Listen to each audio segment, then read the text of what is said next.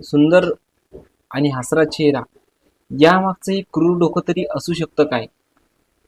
तर एका सुनेनं चक्क प्रेमासाठी तिच्याच घरातील काही सदस्य होते नवऱ्याकडील, तर त्या नवऱ्याकडील सदस्यांना जसे की नणंद, सासू, नवरा आणि सासरा यांना फसवून एका प्रियकराच्या सोबत कसं पळून जायचं तिनं डाव साधण्याचा प्रयत्न केला. नेमकं काय काय जुगाड केलं, काय प्रयत्न केले, तर हे संपूर्ण गोष्टी मी तुम्हाला या व्हिडिओमध्ये सांगण्याचा प्रयत्न सांगणार आहे. बरं, या व्हिडिओमध्ये सांगण्याचा प्रयत्न याच्यासाठी आहे की आजकाल आपण बघतो अशा भरपूर काही घटना घडतात. सांगण्याचा उद्देश म्हणजे कोणाचं मन दुखावं नाही, तर तुमच्यापर्यंत ही माहिती येण्याचं. तर आता ही जी घटना आहे ही मी TV9 वेबसाईटवरून बघितलेली आहे आणि तीच घटना कशी घडली, कुठे घडली, मी तुम्हाला सांगत आहे. तर ही घटना घडलेली आहे उत्तर प्रदेश मधील एक मोरादाबाद येथील ही घटना घडलेली आहे. एका मुलीचं लग्न होतं जवळपास 1 वर्षभर. पहिले लग्न लागल्याच्या नंतर ही मुलगी 1 ते 2 महिने या मुलासोबत राहते. पण हिच्या डोक्यामध्ये वेगळाच प्लॅन असतो. हिच्या डोक्यामध्ये हा प्लॅन असतो की हिचा जो प्रियकर आहे या प्रियकरासोबत या मुलीला पळून जायचंय आणि त्या प्रियकरासोबतच राहायचंय. परंतु ही जी मुलगी आहे ही फक्त तिच्या आई वडिलाच्या देखतच, आई वडिलाचा थोडा जो मान आहे की अपमान होऊ नये म्हणूनच ही या आई वडिलांना काही सांगत नाही आणि सरळ सरळ ही मुलगी आहे तर ही हिच्या जे लग्न होतंय त्या सासू सासऱ्यांना, तिच्या नंदाला, तिच्या देराला एक फसवण्याचा प्रयत्न करते. सगळ्यांना बरं ती कशी फसवते, काय फसवते, परंतु हिचं काम बी शेवटी सक्सेस होतं. नेमकं काय ही काय करते तर आता बघूया. आता नवीन प्लॅन काय करते ही बघूया. पहिलं, सकाळीचा हिला एक फोन येतो आणि फोनवर सांगितलं जातं की आता आज तिला जायचं आहे आणि तू कोणत्याही पद्धतीत घराच्या बाहेर पड. सगळा इल्तिजाम सकाळीच फोनवर होऊन जातो. परंतु फोन येताना असं होतं की आता वाटत असेल की कोणी आई वडिलांच्या वगैरे कोणाचा तरी फोन असेल किंवा कोणाच तरी असेल असं होईल. ज्यावेळेस ह्यो नवरा मुलगा तिला विचारतो की तुला कुठं जायचं, तर ती सांगते की तिला कुठंच जायचं नाही, इकडे कोणीतरी पाहुणे येणार होते त्यासाठी ते म्हणत होते, म्हणून मी तसं बोलले असं ती सांगते. म्हणजे असे घरच्यांना सांगून देते की जणू काही या लोकांना शिकच येणार नाही. आज आपण बघतो घरातील सून जी असेल तर हा सगळ्यात मोठा आता नंतर विश्वास बनत असतो सुनेवरचा. कारण हा सून म्हणजे आता त्या घरची एक सदस्य बनलेली असते. सून म्हणजे त्या घरची एक मेंबर बनलेली असते आणि तिच्यावर आता संपूर्ण घराचा विश्वास पडलेला असतो. परंतु आता काही सुना अशा आपण बघतो की त्यांना त्या घरात फक्त नावानिमित्ताला सुना असतात, बाकी सगळं लक्ष त्यांचं बाहेरच असतं. तर आता ही घटना अशाच पद्धतीची घडलेली. या सुनेनं सकाळी फोनवर बोलणं चालू केलं, नंतर प्रत्येक जण प्रत्येकाच्या कामाला गुंतलेला राहिला. बरोबर सकाळी हा प्लॅन झाला होता, बरोबर दुपारची वेळ झाली, परत एक फोन येतो की झालं का, तर ती सांगते फक्त असं सांगते, हो झालं असं सांगते, आवरलं, आता प्लॅन सक्सेस होणार असंही ती सांगते. नंतर ती एक प्लॅन अशी करते की आता नेमकं जायचं कसं, आपण जर गेलो तर साहजिकच काहीतरी प्रॉब्लेम होईल. परंतु जाताना तिला कोणीतरी बोलणार, तिला तरी खोडसणार की बेटा तू चालली कुठे का बरं, आणि तिचा नवराही अर्थात तिचा पती तिला जाऊ देणार नाही. म्हणून ती काय करते, एक प्लॅन करते की आता या घरच्या लोकांनाच, संपूर्ण जे परिवार आहे यांनाच हिच्यापासून दूर करायचं. मग आता दूर करण्यासाठी हिने एक प्लॅन केला.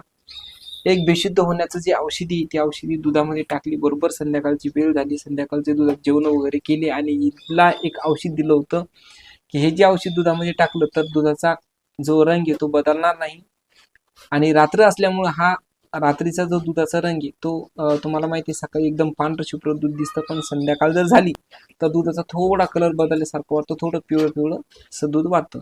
त्यामुळे हिला असं औषध देण्यात आलं होतं या महिलेला की ते औषध घेतल्याच्या नंतर, दुधात घेतल्याच्या नंतर म्हणजे जो घेणार आहे तो बेशुद्ध होणारच. या अशा पद्धतीचं या मुलीनं औषध एक रसायन बनवलं होतं, घेतलं होतं. नंतर सर्व जेवण वगैरे झाले सर्वांची आणि आता सर्वजण वेगवेगळ्या पद्धतीनं झोपण्याच्या तयारीत गेले. ही यांच्या बेडरूम मध्ये आली. हिने आता एक चान्स बघितला, चान्स शोधला आणि बेडरूम मध्ये जाण्याच्या अशा अनुषंगाने एकदा याच्याकडे आली, की आता सगळेजण झोपणार आहेत. आता या घरांना सगळ्यांना म्हणजे दूध पिऊन झोपायची सवय होती, काहीतरी खाईन वगैरे. मग हिनं आज बघितलं की आता आज नेमकं हे काय खाऊन आणि काय पिऊन झोपणार आहेत. तर सगळ्यांची चर्चा झाली की आता हे सर्वजण दूध पिणार आहेत थोडं थोडं आणि झोपणार आहे.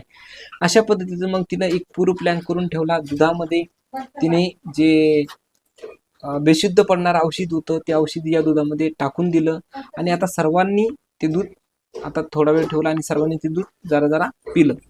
सर्वांनी पिलं, परंतु जी महिला या महिलेनं हे दूध पिलेलंच नव्हतं.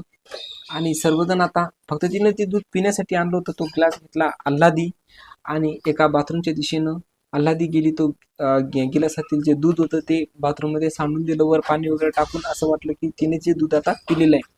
आता सर्वांचा असं शक आला की बाबा, म्हणजे आता तिला कोणाच्याच डोक्यात नव्हतं की ही मुलीपासून त्यांना काय धोका आहे, काय होऊ शकेल.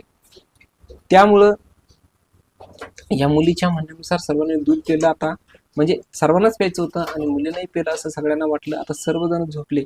काही सेकंदातच सर्वांना अशी झोप लागली की जणू काही ते बेशुद्धच पडले. एवढी म्हणजे अर्थात ते बेशुद्ध पडलेच होते. एवढी गाढ झोप लागली, एवढी गाढ झोप लागली की त्यांना उठायलाही सुद्धा म्हणजे काहीच नाही, चालनाच नव्हती त्यांच्या शरीराला. दुसरा दिवस निघलाय. सकाळी सकाळी दिवस खूप उजाडलाय. त्या घरातील काही व्यक्ती हे सदस्य लवकर उठत होते, कोणाचा आवाज येत नव्हता. त्यामुळे शेजारच्या लोकांनी बघितलं तर घराला म्हणजे घराचं जे कुलूप आहे ते आतून लावलेलं आहे, कोणी उठलेलं नाही. नेमकं झालंय काय? 9 वाजत आले, 10 वाजत आले, घराचं म्हणजे जे घर आहे दरवाजा उघडत नाही कोणी. नेमकं झालंय काय? त्यामुळे एका शेजारच्या व्यक्तीला शंका आली की काहीतरी गडबड झालेली असावी. त्यामुळे एका शेजारच्या व्यक्तीनं ज्यांना आवाज दिला, आवाज दिल्यावर कोणीच उठलं नाही. त्यामुळं या शेजारच्या व्यक्तींना लगेच शंका आली की काहीतरी घडलंय. त्यामुळं या शेजारच्या व्यक्तीनं जी नवीन सुनबाई होती तिला सुद्धा आवाज दिला, परंतु इथे सूनच नसल्यामुळे आवाज कसा येणार? साहजिकच आवाज द्यायला चान्सच नव्हता, म्हणजे ती तिथे नव्हती.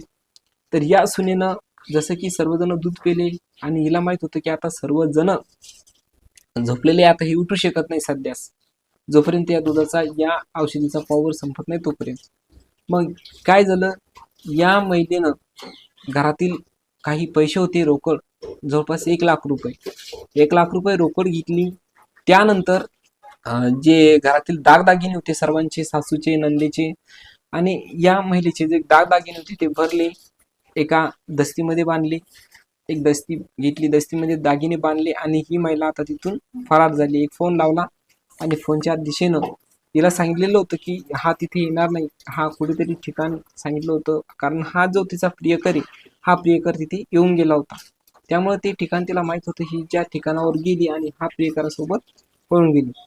तर याच्या अगोदर ज्या महिलेचं जे प्रकरण आहे, हे लग्न झाल्याच्या नंतर या नवऱ्या मुलाला कळून आले होते की अशा असा काहीतरी प्रॉब्लेम आहे. परंतु हा जो नवरा मुलगा होता त्याने सांगितलं की बाबा तुझं काय अगोदर झालं असेल ते सर्व सोडून दे, तू आता एका जिंदगीकडे वळाली आहे, तू आता एका लाईफकडे, तुझी लाईफ आणि माझी लाईफ आता चांगली जगू दे, चांगलं कर. बाकीचं तुझं काय असेल ते तू आतापर्यंत केलं असेल ते सर्व सोडून दे. त्या मुलांनी या नवऱ्या मुलीला व्यवस्थित समजून सांगितलं, परंतु तिने सुद्धा होकार होकार करत गेली. परंतु तिच्या मनातील जी आडी होती, तिच्या मनातील जो विचार होता तो कोणालाच सांगितला नव्हता. त्यामुळं याचा जो परिणाम आहे वेगळ्याच रूपात होऊन गेलं. आणि आता पुढं काय झालं की या मुलीनं जे दागदागिने वगैरे घेऊन ही फूर झाली होती प्रियकरासोबत. प्रियकर हरविंदर याच्यासोबत या मुलीचं खूप दिवसापासून प्रेम होतं, अर्थात लग्न होण्याच्या अगोदरपासून सुद्धा प्रेम होतं. तिचं प्रेम या घरातील कुटुंबाला माहीत झालं होतं. परंतु आता काय होते की आज आपण बघतो की घरामध्ये असं जर काही वाटू लागलं तर महिला, आजकालच्या मुली वगैरे जास्तच प्रकरण झालं. तर त्यामुळे यांनी सांगितलं की आता जे काही झालं असेल ते सगळं सोडून दे, आपण प्रेमानं राहू, सुखी राहू. तुला काय जर अडचण असेल तर तू मला सांग, तुझी अडचण मी सॉल्व्ह करीन. म्हणजे काय असेल तर आपण समजून घेऊया. त्या मुलीनं होकार दिला आणि त्यानंतर असे भरपूर दिवस होत गेले, जवळपास 2-4 महिने असा कालावधी निघून गेला. परंतु या मुलीनं जे करायचं नाही तेच करून घेतलं. जसे घरातील सर्व लोक झोपेत होते आणि त्याचा जो अवधान बघून, त्याचा वेळ बघून या मुलीनं घरातील दागिने रोकड पैसे घेऊन गेली. नंतर तो मुलगा दुसऱ्या दिवशी अर्थात 11 मार्च 2026 ला हा मुलगा जो मुलीचा पती या महिलेचा पती पोलीस स्टेशनला आला, संपूर्ण हकीकत सांगितली. पोलिसांनी संपूर्ण हकीकत ऐकली. महिलेचा प्रियकर आणि ती महिला ही आता फरार झालेले आहेत. यांच्याबद्दल पोलीस स्टेशनमध्ये तक्रार नोंदवण्यात आली. आता पोलिसांनी त्यांना सांगितलं की तुमची जी तक्रार आहे ती घेण्यात आलेली आहे आणि लवकरात लवकर जे आरोपी आहे तर त्यांना पकडण्यात येईल असं पोलिसांनी म्हणजे सांगितलेलं आहे.